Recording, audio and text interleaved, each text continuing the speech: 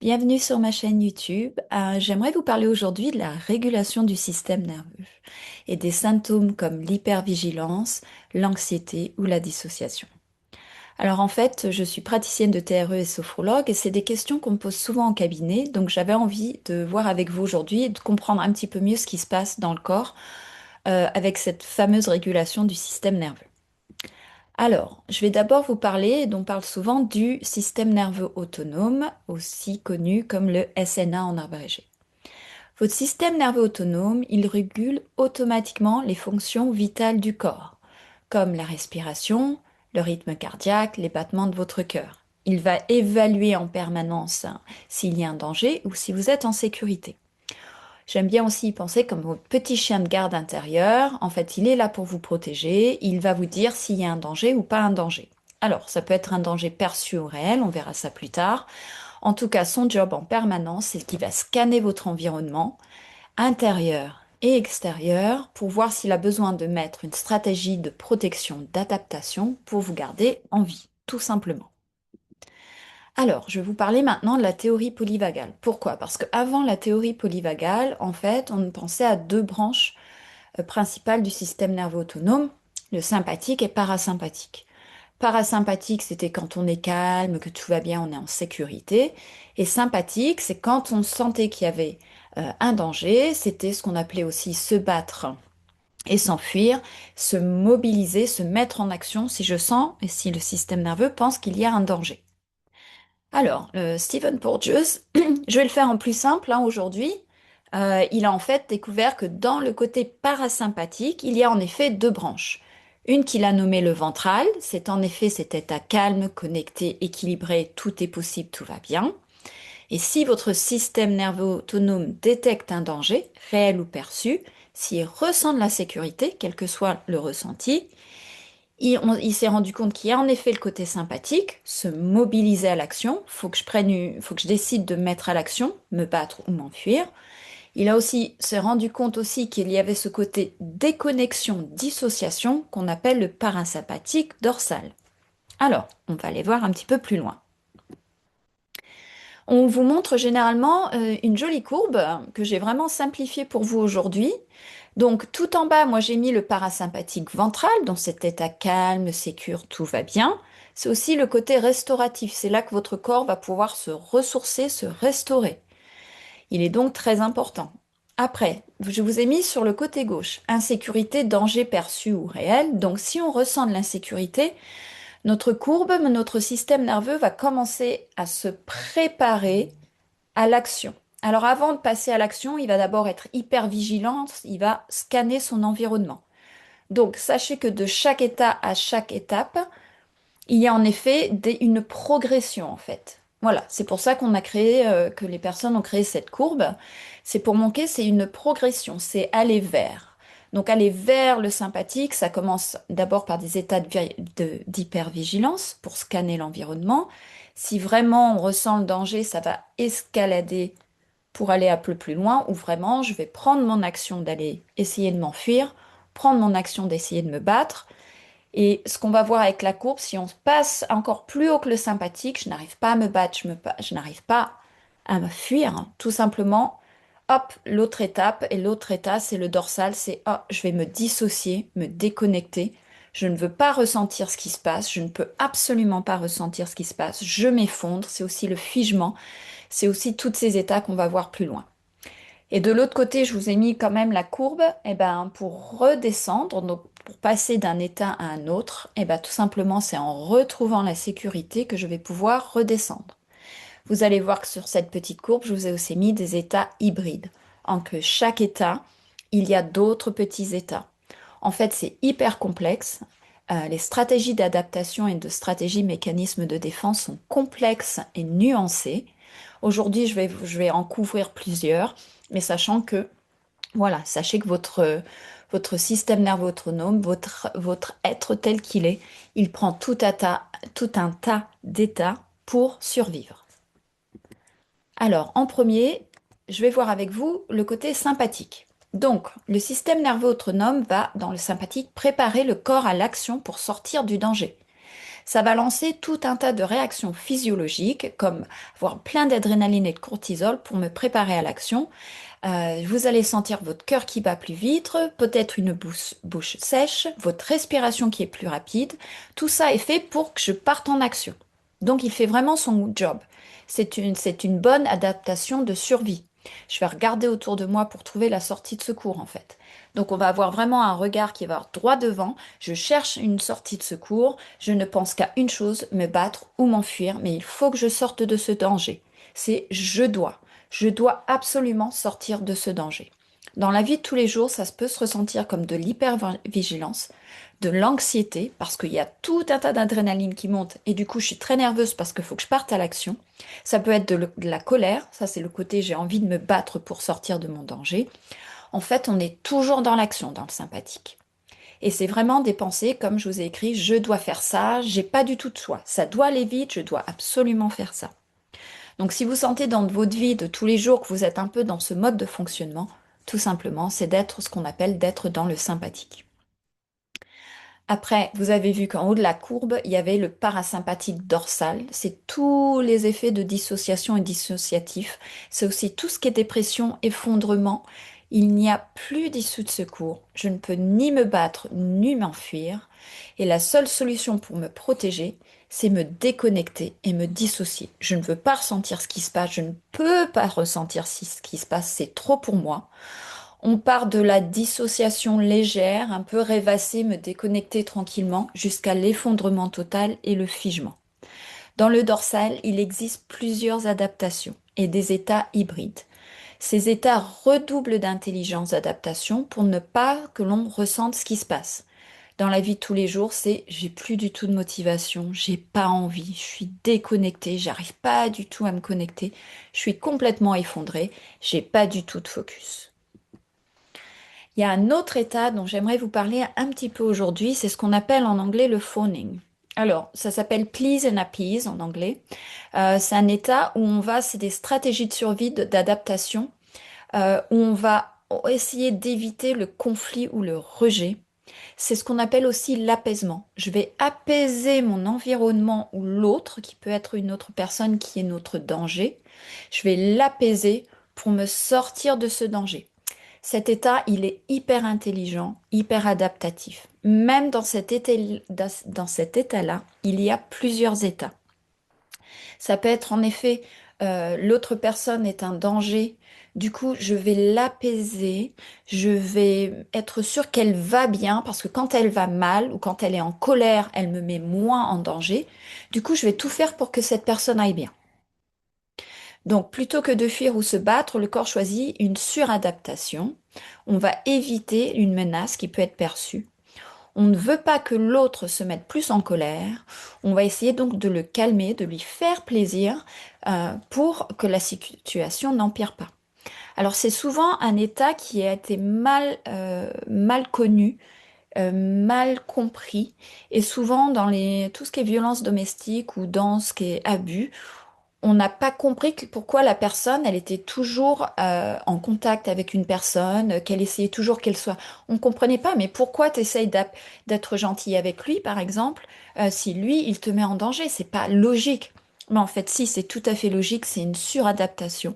Et en effet, on veut apaiser l'environnement parce qu'on sait que c'est le seul moyen que si la personne en face, elle est calme, elle va me mettre moins en danger. Donc, c'est tout à fait adapté pour beaucoup de situations. Donc j'ai mis dans les relations personnelles ou professionnelles, ça peut être dire oui tout le temps, même quand intérieurement on a envie de dire non. C'est s'excuser souvent. Non mais excuse-moi, excuse-moi. Même sans raison, on essaye de calmer le jeu un petit peu. On va anticiper les besoins de l'autre avant les siens.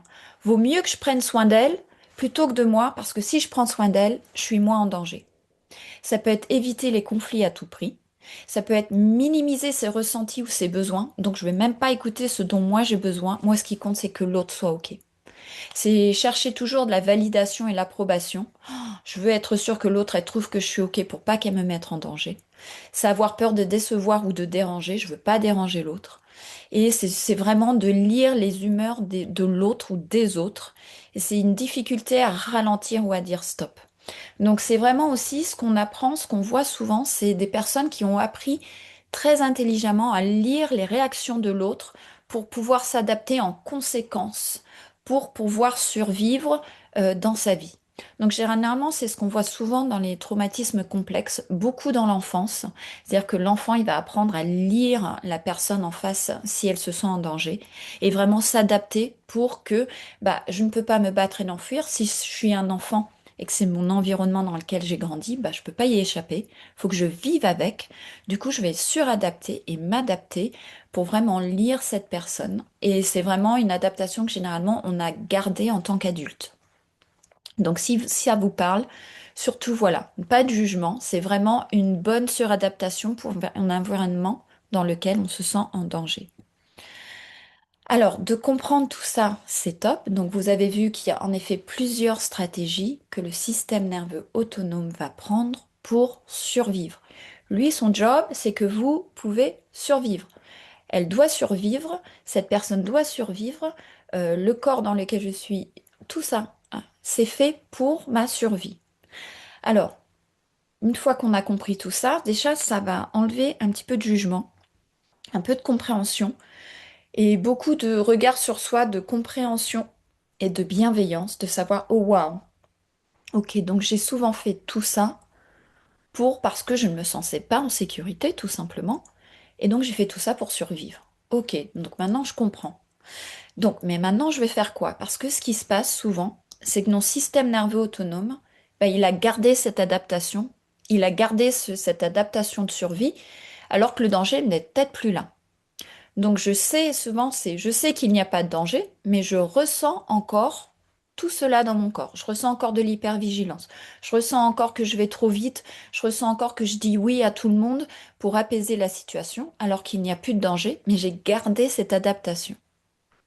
Donc il y a vraiment quelque chose, généralement les gens viennent nous voir parce qu'ils sentent que leur adaptation n'est plus adaptée à leur vie actuelle. C'est-à-dire, bah, maintenant je suis plutôt bien dans mon couple ou je suis plutôt bien dans ma vie, mais je suis toujours en adaptation. Je vais toujours trop vite ou je suis toujours déconnectée ou je me dissocie toujours ou je suis toujours à dire oui et à calmer tout le monde et à prendre soin des autres alors qu'il n'y a plus de danger. Alors pourquoi j'ai marqué pourquoi votre SNA réagit toujours comme s'il y avait un danger et pourtant dans la vie ça va, ou je pense que ça va. Mes réflexes protecteurs ont pris le dessus. Alors en anglais on appelle ça limbic hijack. J'aime pas mal, j'ai pas trouvé trop la, la version française. C'est en fait votre cerveau reptilien qui est toujours en commande et je n'ai plus accès au cerveau réfléchi, à la partie réfléchie de mon cerveau. Qu'est-ce que je veux dire par là? C'est que si votre SNA se sent toujours en danger, et c'est toujours la partie du cerveau reptilien qui est en activation, c'est toujours lui qui est aux commandes de votre cerveau. Donc pensez un petit peu comme votre système nerveux autonome, c'est ce qu'on appelle aussi l'approche bottom-up. C'est votre système nerveux autonome, donc la partie physiologique de votre être, hein, votre corps, qui parle au cerveau et qui va envoyer donc cette information au cerveau qu'il y a toujours un danger perçu. Donc le cerveau reptilien, c'est celui qui vous protège, hein, qui va lancer se battre, s'enfuir ou s'immobiliser comme commande. Mais du coup, quand lui, il est aux commandes, vous n'avez plus accès ou beaucoup moins accès aux parties du cerveau qui sont plus réfléchies, ce qu'on appelle le néocortex. Et donc ce côté, bah, je vais attendre, je vais voir ce qui se passe, je vais réfléchir un petit peu. Ce côté qui est beaucoup plus lent, vous n'y avez pas accès. Pourquoi? Parce que quand on se sent en danger, on veut que ça soit rapide. Le cerveau reptilien, il est hyper rapide, on n'a pas le temps de réfléchir. Où est-ce qu'est l'issue de secours? Est-ce que c'est la bonne adaptation? Peut-être que je devrais y réfléchir un peu plus. Non, le cerveau reptilien lié aux commandes, c'est je dois battre, je dois m'enfuir ou je me déconnecte. Point barre, c'est rapide. Du coup, on veut avoir accès à cette partie de nous qui est un peu plus réfléchie, qui va prendre du recul. Mais si votre système nerveux ressent le danger, vous y avez beaucoup moins accès. Donc c'est là qu'un accompagnement est en effet utile, car en effet, il peut y avoir plusieurs raisons pourquoi vous êtes toujours en mode de fonctionnement de stratégie de défense en fait. Donc j'ai marqué, ça peut être un événement passé ou plusieurs événements même passés. Le corps n'a pas réussi à retrouver la sécurité à ce moment-là dans votre passé, donc il est toujours en alerte danger. Et du coup, tout ce temps-là, bah, vous avez beaucoup moins accès à ce côté réfléchi et posé. Donc, il se sent toujours en danger, donc il n'a pas su retrouver la sécurité.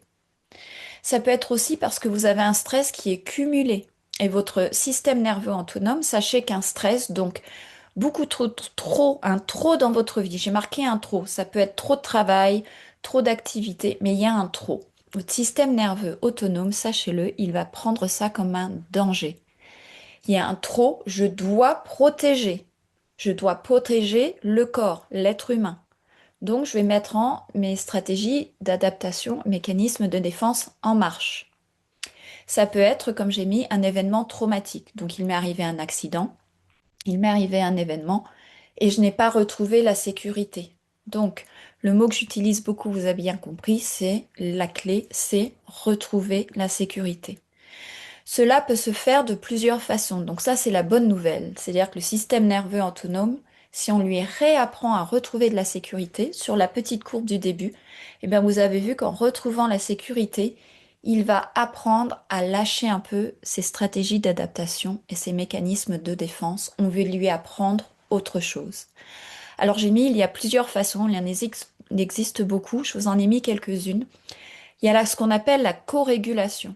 La co-régulation, c'est en lien avec un autre être humain, c'est retrouver la sécurité dans ce lien. Donc c'est vraiment avec un autre système nerveux, avec un autre être humain, qu'on se sent, c'est un lien sécurisant et on va retrouver la sécurité et le système nerveux va réapprendre à retrouver la sécurité avec cette autre personne. J'ai marqué aussi, ça peut être à travers la contemplation et la nature. On va retrouver la sécurité avec notre connexion avec notre environnement. Et je mets aussi, en plus, il y a bien sûr plein d'autres méthodes somatiques, dont le TRE, c'est la méthode que j'utilise le plus car c'est celle que j'ai trouvée la plus efficace. Il y a aussi tout ce qui est mouvement, danse, donc de faire bouger le corps et quand même tout ce qui est somatique et faire bouger le corps en sécurité. Encore une fois, le mot sécurité va revenir. Bien sûr, je vous ai mis voir un thérapeute et se faire accompagner. Alors, j'ai bien mis, il n'y a pas de baguette magique. C'est un chemin. C'est-à-dire qu'il faut retrouver cette courbe. Il y avait un chemin dans l'insécurité, il y a un chemin vers la sécurité. C'est un chemin souvent qui n'est pas linéaire. C'est un travail sur soi pour que retrouver cette régulation. Mais j'ai mis une bonne régulation. Ce n'est pas toujours d'être dans le ventral non plus. Sachez que de passer par des états, c'est pour ça que j'ai mis ces longs linéaires, d'être quelquefois dans le sympathique, d'être quelquefois dans la situation, ça nous permet de nous adapter à la vie de tous les jours, au stress de la vie.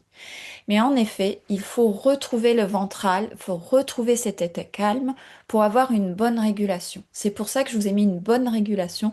Ce n'est pas d'être toujours dans le ventral, ça c'est pas la vie de tous les jours, mais c'est de pouvoir naviguer à travers ces différents états. S'il y a un danger, je dois m'adapter. Si j'ai un accident de voiture, je dois m'adapter. Si j'ai du stress, je dois m'adapter. Mais c'est un choix. Je dois pouvoir en sortir. Je dois pouvoir choisir d'être dans leur ventral. Et vraiment, c'est cette capacité à voyager dans ces états. C'est ça la bonne régulation du système nerveux.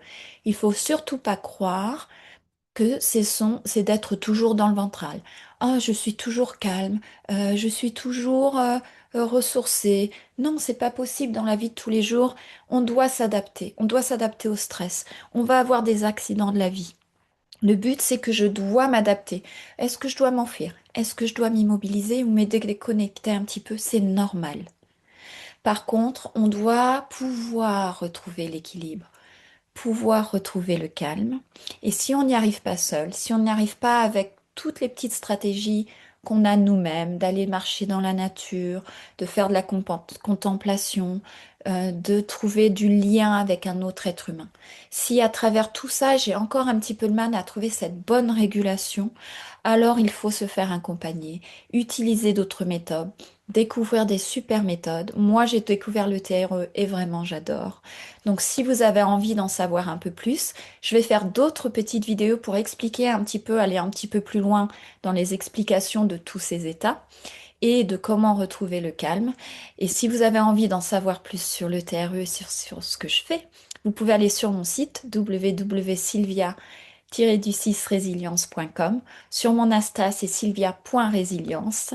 Et si vous, tout simplement, vous cherchez sur Google Sylvia Résilience, généralement, vous tombez sur mes vidéos.